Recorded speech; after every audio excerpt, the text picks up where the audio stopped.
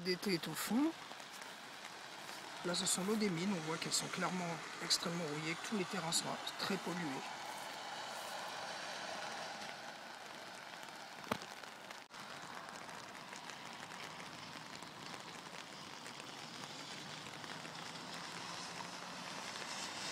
On voit que les sols sont pollués, et encore il pleut modérément, normalement c'est complètement inondé. On voit que les sols sont pollués par la rouille.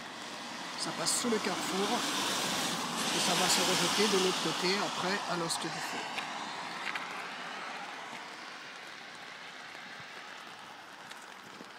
Voici la confluence des deux béals qui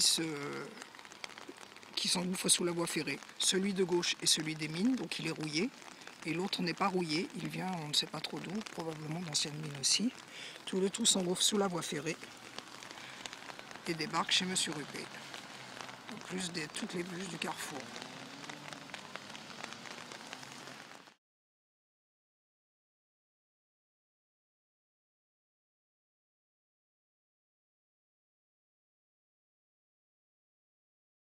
Ça se passe chez Monsieur Ruppé qui a craqué complètement, il a eu ras-le-bol entre le concasseur, le cribleur et la fissurage sur sa maison et que l'eau n'ira jamais résolue. Il a déménagé, en tout cas pour l'hiver, chez sa fille. Voilà comment ça se passe chez lui. Et encore, il pleut modérément. Voilà, c'est tout inondé parce que vous êtes au-dessus de la nappe phréatique, côté sud de la voie ferrée. Et là, on voit bien les traces de rouille dans l'eau qu'il n'y a pas de l'autre côté. Et tout ça, à la fin de journée ou au bout de quelques jours, ou par épisode de Cévenol, c'est complètement inondé, ça devient un véritable lac. Comme là d'ailleurs, ça commence. Et pourtant, il ne pleut pas beaucoup. Ah, je suis en train de m'enfoncer. Voilà. Et rien n'est fait pour résoudre son problème.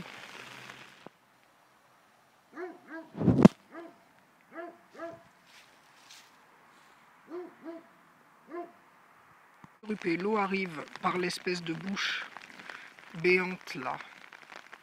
C'est un vrai marécage, on ne peut même pas accéder, prendre les photos. De la petite buse qui est là-bas, de celle-ci, et également de celle-là, plus le ruisseau de Rouillé qui traverse tout son jardin. Et c'est ce qui cause bien sûr tout le fissurage qu'on voit sur sa maison dont je vous ai parlé. Et encore aujourd'hui, il pleut modérément. C'est complètement impraticable toute cette zone. L'eau du carrefour est rejetée, elle n'est même pas abusée. Et ça va aussi directement se jeter dans les eaux rouillées que vous voyez. Le tout passe sous la voie ferrée, il y a conjonction des deux béals et va de l'autre côté. Côté sud. Complément des eaux de la mine, voici ce qui tombe chez Monsieur Ruppé, cette petite buse. Ce qui sort de l'énorme buse qui vient probablement des mines. La petite buse qu'on voit juste là et la petite buse qu'on voit près de l'arbre. Plus toute l'eau rouillée qui traverse le canal de Rouillé, qui traverse l'Ost du Faux de part de haut en bas et qui va se jeter sans traitement à la rivière. Ce sont des mines, l'eau est rouillée, contient des produits toxiques. Peut-être même cette eau arrive de la mine, aussi par là, pas uniquement par le ruisseau de Rouillé, mais aussi d'une autre mine par là.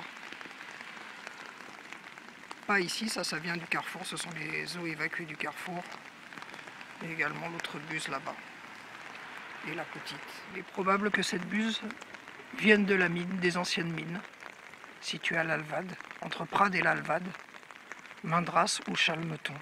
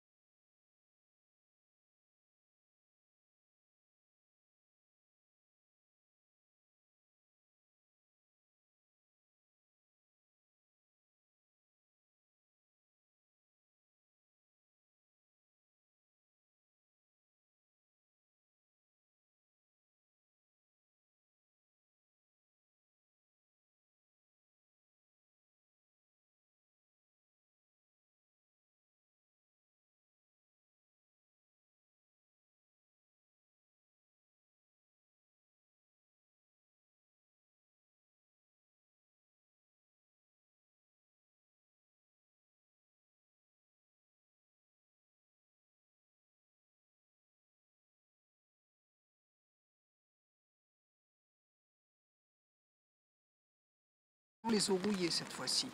Donc ça arrive bien par ce canal qui passe qui longe la voie ferrée. On voit bien que c'est rouillé. Et il y a conjonction d'une autre baie halière. Le tout s'engouffre sous la voie ferrée et va se rejeter chez Monsieur Ruppé, en plus des autres eaux dont nous avons parlé tout à l'heure, du carrefour. Or, il est au-dessus de la nappe puisqu'il a un puits. Donc quand on rajoute de l'eau sur de l'eau, ça déborde. Là aussi, il y a un puits, ce qui prouve bien que l'eau est vraiment partout, des deux côtés de la voie ferrée. Personne aussi reçoit l'eau du carrefour par le bus. C'est ce qui provoque ces inondations chez lui. Monsieur Ruppé est situé juste à l'angle de sa maison, ce qui prouve bien qu'il y a de l'eau dessus déjà naturellement dans la nappe phréatique, auquel on vient rajouter toute l'eau que je vous ai montrée. Le puits est encore en activité.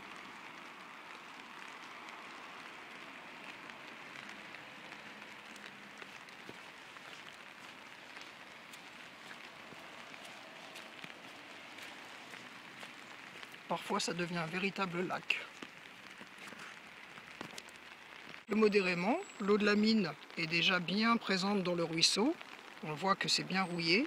Et donc imaginez quand il pleut avec des pluies cévenoles, quand un monsieur roule, continue à remblayer malgré les directives de la préfecture. En bord du Salindre, c'est très très haut le remblai que vous voyez. Et puis il y a plein de produits qui n'ont rien à faire dans le sol, comme du goudron, de la colle, du béton amianté. Étaient en zone non constructible avant, bien sûr, puisqu'on sait qu'il y a de l'eau partout, et sont devenus mystérieusement constructibles en 2009. Ils ont été dézonés, en sont urbanisables. Imaginez quand ça déborde, vous avez vu les photos auparavant.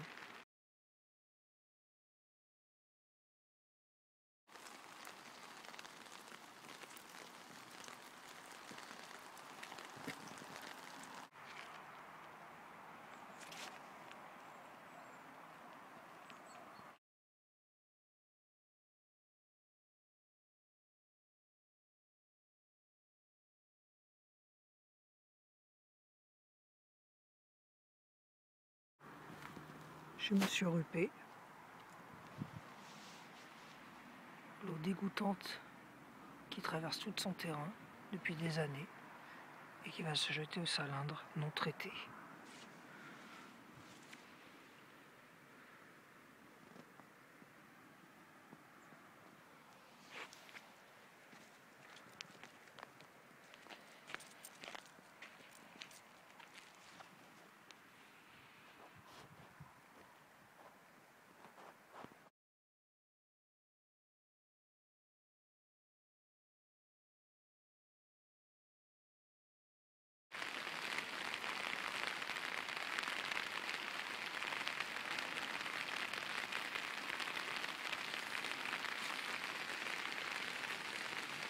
Prendre l'eau, chez Monsieur Ruppé, toute la façade est complètement fissurée de haut en bas, jusque complètement en bas du bâtiment. Nous allons descendre.